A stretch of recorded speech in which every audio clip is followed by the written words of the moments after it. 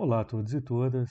Nós estamos agora iniciando o segundo bimestre dos nossos estudos, e então nós vamos cada vez mais agora aprofundando dentro do que é o nosso projeto propriamente e as discussões que pretendemos constantemente estar fazendo a respeito da relação entre as diversas lideranças, sejam elas religiosas ou seculares, e a forma como elas atuam no mundo.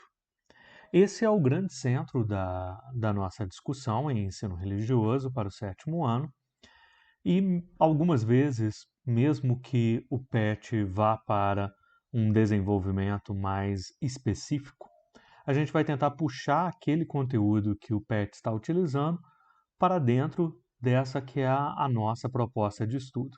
Assim como faríamos se estivéssemos dentro de uma sala de aula e tivéssemos um livro didático, adaptando o livro didático àquilo que é os nossos objetivos, que são os nossos objetivos dentro do desenvolvimento da disciplina propriamente. Então, nesse segundo bimestre agora, a gente vai adaptar muitas vezes esses conteúdos que estão ali, e isso, como vocês também já observaram no nosso desenvolvimento, interfere inclusive na forma como nós faremos nossas avaliações, nossas atividades. Então, esse é o nosso primeiro momento nesse segundo bimestre, e nós vamos tentar observar aquilo que o PET trabalha como uma relação entre ética, moral e valores dentro dessa relação com as lideranças. Para fazer essa análise, nós vamos usar hoje um autor específico, um personagem específico, que é o Mahatma Gandhi. Mahatma Gandhi é um indiano que teve uma série de experiências fora da Índia, se formou na África do Sul, mas também passou pela Inglaterra e foi formando a sua forma de ver o mundo, o seu jeito de ver o mundo, a partir dessas experiências que ele teve ao longo da sua formação acadêmica como um advogado e também da sua formação religiosa. A Índia é uma região muito rica em religiões, né? Assim como na região de Israel nós temos, inclusive agora está acontecendo, uma guerra entre palestinos de origem islâmica e os israelitas de origem judaica, mas ali no meio também tem uma série de cristãos que acreditam que Israel, essas três religiões, faz parte da sua Terra Santa. Então, as três religiões disputam essa região. Na Índia também existe uma série de disputas religiosas, porque existem grupos diferentes. Entre os principais desses grupos está o hinduísmo, que é uma religião muito aberta de diversidades, ela tem uma série de formações e uma série de possibilidades de pensamento diversos ao longo da sua existência, com lideranças que são mais conservadoras e outras lideranças mais atuantes, mais ativas no progressismo. Mas esse hinduísmo é a grande base para as diversas religiões que acontecem na Índia. Além do hinduísmo, é também na região da Índia que surge o budismo, que é uma das maiores religiões atualmente, em diversidade de membros espalhados pelo mundo, e uma das religiões mais influentes. Nós temos o budismo em países desenvolvidos como os Estados Unidos e em países subdesenvolvidos como a própria Índia, né, que estão em desenvolvimento, e com lideranças expressivas dessa religiosidade budista. Além dessas duas religiosidades, do hinduísmo e do budismo, ainda possui a Índia uma terceira religião, que é o jainismo. Este jainismo teve uma influência muito grande sobre o Gandhi. E é aí que nós vamos ver a relação entre essa ética e a religiosidade e a postura que ele assume frente ao mundo. Esse que está aí do lado é um dos símbolos do jainismo, e nesse símbolo, a mão espalmada representa uma atitude de não violência. A ahimsa é essa atitude não violenta que é tão característica dos jainistas. Ela está presente também nas outras religiões da Índia que nós citamos anteriormente, o hinduísmo e o budismo, mas é no jainismo que ela se desenvolve de uma forma mais ampla, se transformando inclusive em um mandamento para que aqueles que se aprofundam dentro da religiosidade tenham como objetivo esta não violência.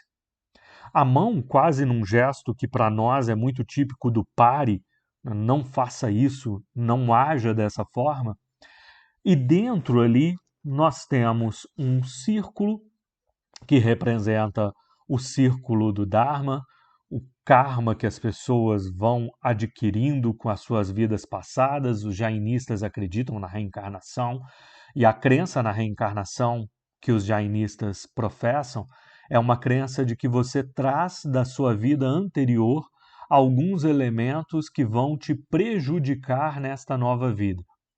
E para que você pare de se prejudicar sempre, trazendo de uma vida elementos para uma próxima, você deve agir, entre outras coisas, com essa não violência.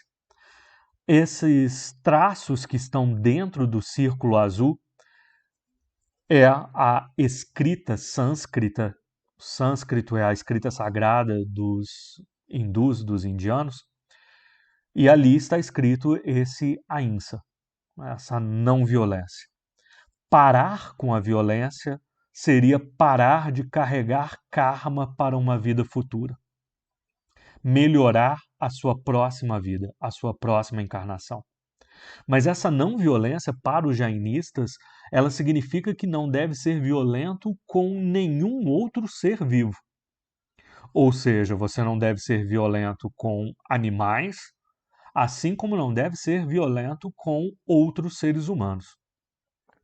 A atitude correta para o homem, a atitude ética para o homem jainista é a não violência. E por isso eles são veganos. Eles não vão se alimentar de outros animais. Chegando ao ponto de acreditar, inclusive, em não violência contra plantas.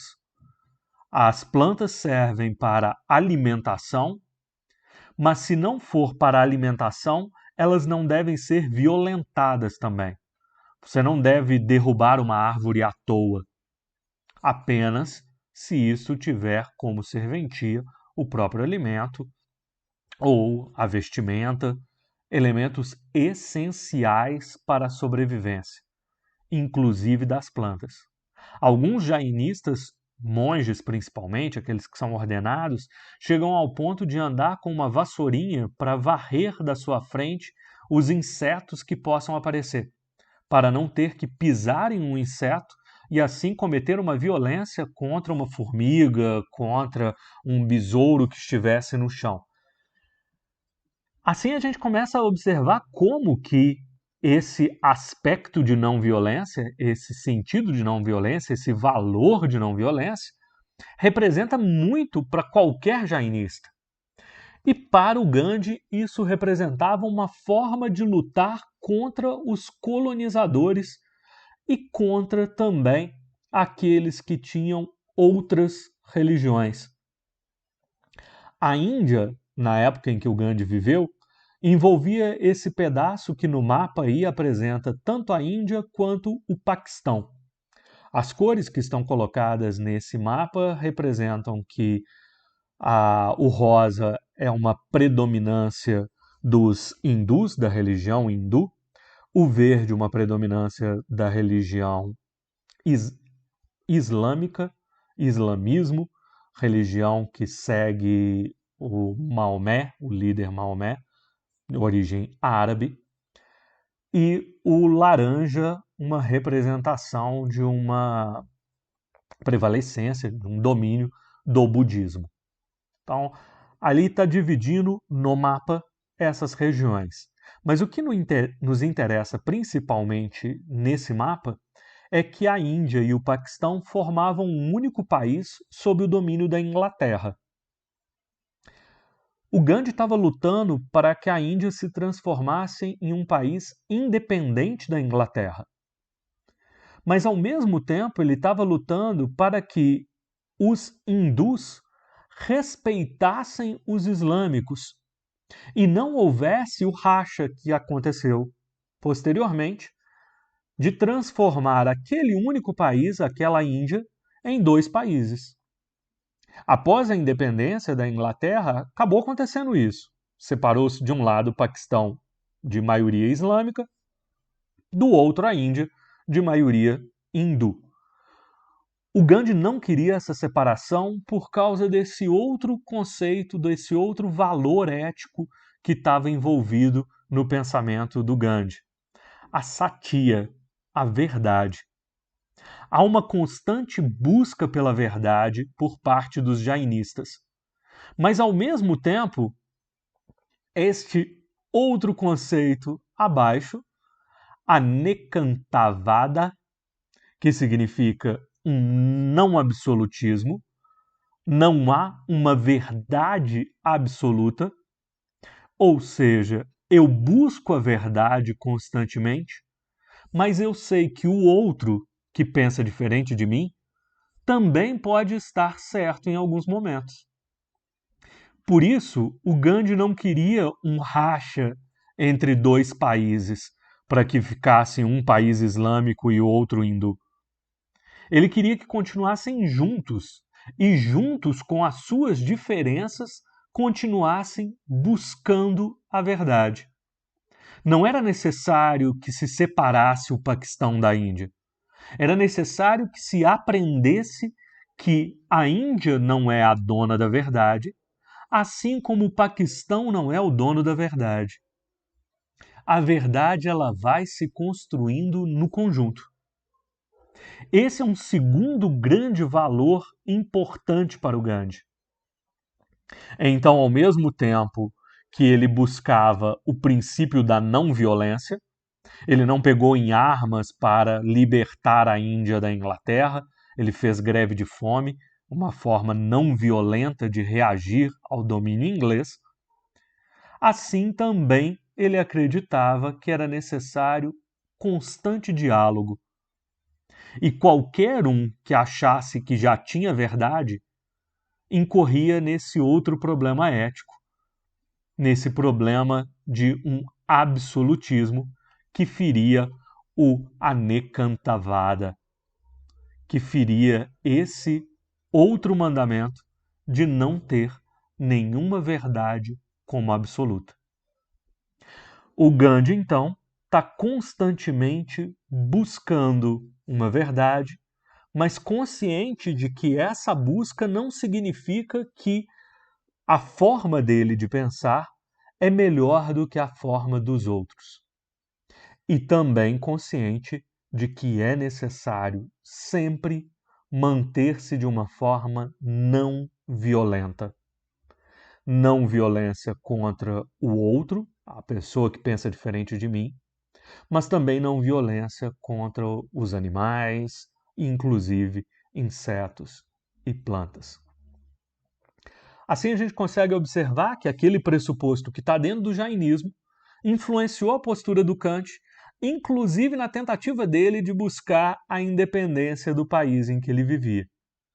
A religiosidade não está apenas quando ele entra dentro de um templo, mas vai fazer parte, inclusive, do dia a dia. Como nós também, com certeza, trazemos muitos valores da nossa religião que fazem com que nós tomemos as atitudes da nossa vida.